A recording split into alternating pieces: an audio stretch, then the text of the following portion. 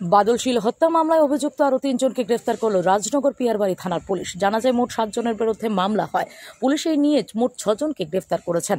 আজ দুপুরে 12:30টা নাগাদ পুলিশ রিমান্ড চেয়ে হত্যা মামলা জড়িত ধৃত 3 জনকে বিলোনিয়া আদালতে সোপর্দ করে পুলিশ।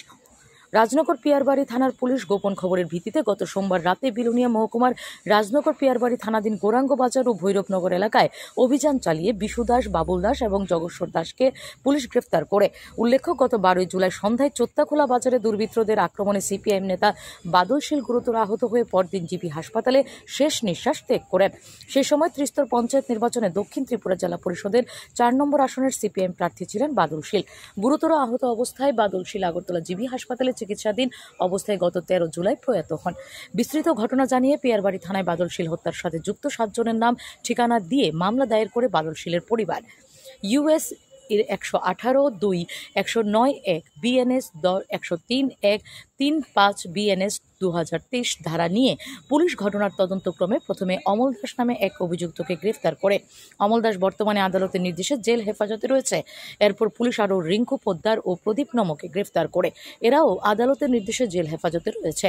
গত সোমবার রাতে পুলিশ আরও 3 জনকে আটক করে। এ নিয়ে মোট 6 জনকে গ্রেফতার করা হয়েছে। আরও একজন অভিযুক্ত অধরা।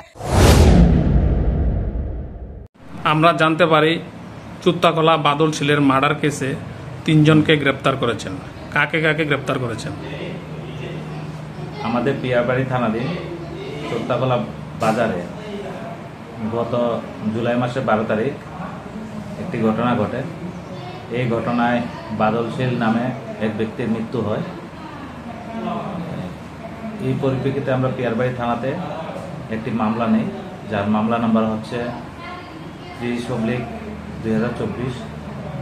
এই মামলায় মোট 7 জনের নামে এফআইআর হয়। আমরা কিছুদিন আগে 3 জনকে গ্রেপ্তার করেছি এই মামলাতে, এবং আজ আমরা আরও 3 জনকে গ্রেপ্তার করতে সক্ষম হয়েছি। এরা হচ্ছে বাবুল দাস, বাড়ি চোত্তাখোলা বাজারে, এবং বিশ্বরঞ্জন দাস, ওনার বাড়ি ভৈরবনগর।